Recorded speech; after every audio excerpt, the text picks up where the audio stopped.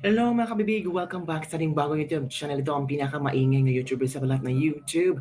Ako si Kabibig, maglaba-glaba ka daw with evidence. Naku po, panalo ang mga OFWs. Oo, niyanig nila ang Malacanang.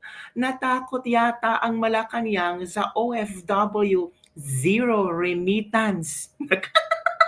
Kayo talaga OFW, iba talaga ang powers niyo. Oy, hindi kayo nabayaran, hindi kayo bayaran. Pero itong ginawa niyong aksyon na OFW zero remittance ay para yatang natatakot ang gobyerno ng Pilipinas.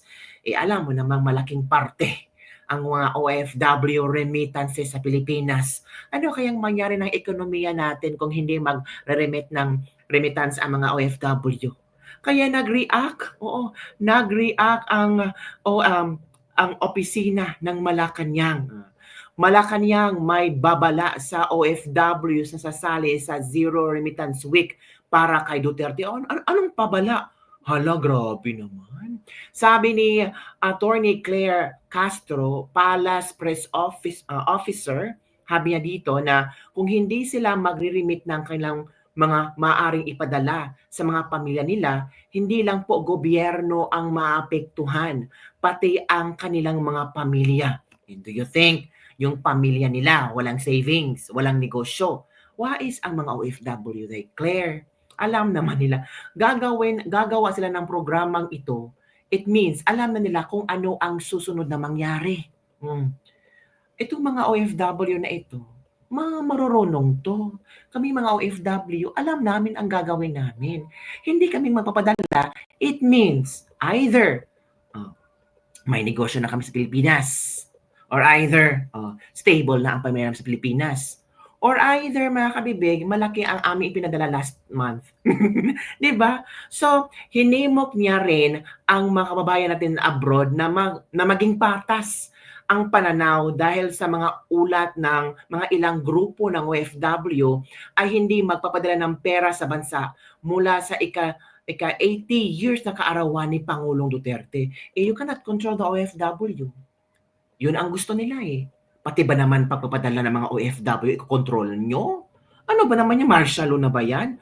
So, heto kabibig, nanawagan, ang Malacanang ay nanawagan sa mga OFW na pag-isipan muna ang kanilang aksyon.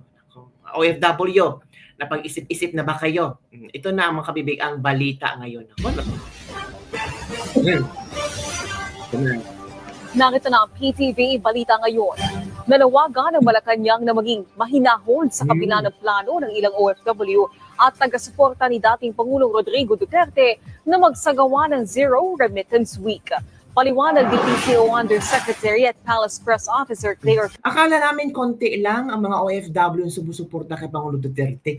Huwag kayong mag-worry. Oy, di ba sinasabi nyo na konti lang yung mga OFW yung sumusuporta kay Duterte? Wala nang power ang mga Duterte.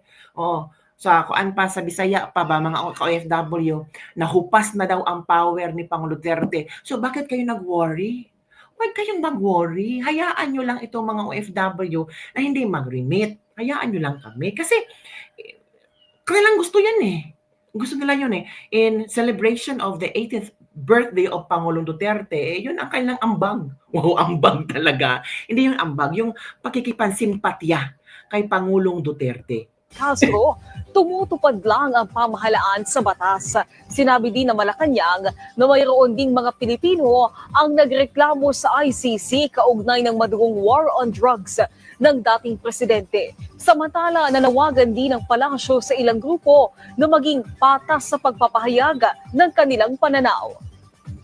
Sana po ay malaman din po nila na ang pamahalaan ng gobyerno ay tumutupad lamang sa ating batas. Anong At batas? may mga Pilipino rin naman po na nagreklamo, nag-file ng complaint laban sa dating Pangulong Duterte. Kung may mga Pilipino palang nag-file ng complaint dyan sa Pilipinas, dyan kasuhin.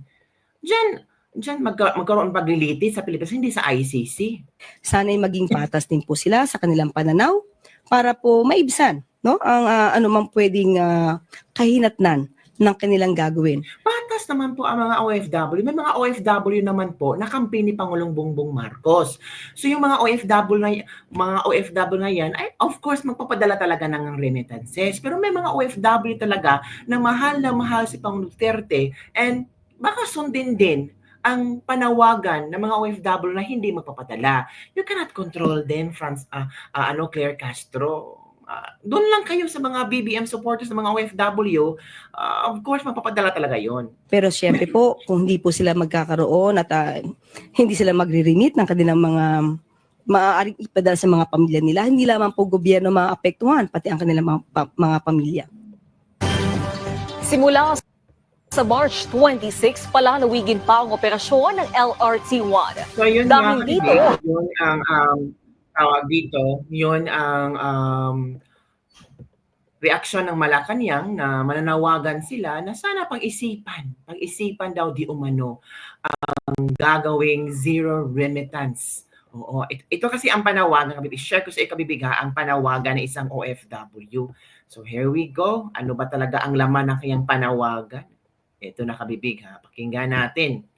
Ito yan. Po na mag-uumpisa po ang Ito na. Wait muna ha. Ito na. maayong adlaw tanan. This is Mr. Erwin, known as Erwin HR on Facebook. Kinokompirma ko po na mag-uumpisa po ang OFW Zero Remittance Day on the 80th birthday of our beloved former President Rodrigo Roa Duterte, which will be on March 28 until April 4. March 28 hanggang April 4. So 28, 29, 30, 31. 1, 2, 3, 4. So 8 days. 8 days na walang remittances na matatanggap galing sa ating mga ka-OFW patungong Pinas. 8 araw na zero remittance week. 8 days talaga. 7 days or 1 week talaga. Hala, ikakasabi lang pagprotesta sa ginawa ng gobyerno laban kay FPRRD. Huwag kayong mag-alala. Mga pro-Duterte naman to, so hindi ito kawalan nyo.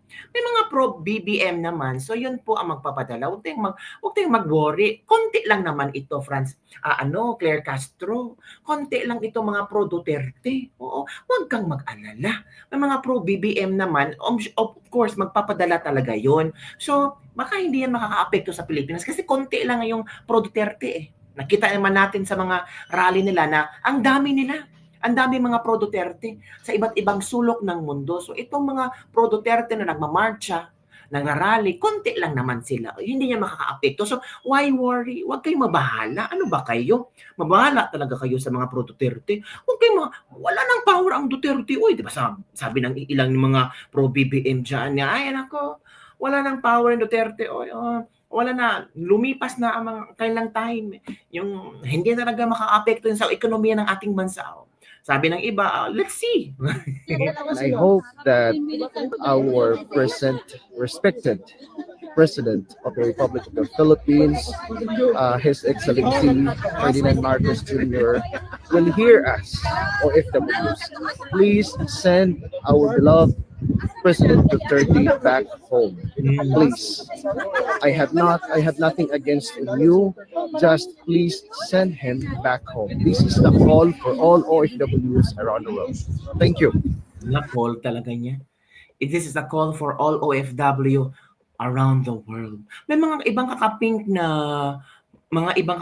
na noon ay galit kay Duterte ay sumanib na sa pro-Duterte. Hindi naman ibig sabihin na pro-Duterte sila. Ang nakikita nila is medyo mali ang ginawa ni Bongbong Marcos ng PBBM administration. So, parang naawa sila sa previous president, parang sumali na sa grupo din. Nako po. Tingnan natin kung maging totoo ba itong OFW Zero Remittance Week. Ang advice ko lang, ito naman ang kanilang panawagan. Bilang isang OFW, panawagan nila, himay-himayin natin, tinan natin kung meron ba itong epekto or negative impact or positive impact sa ating gobyerno at sa pamilya natin. Pero para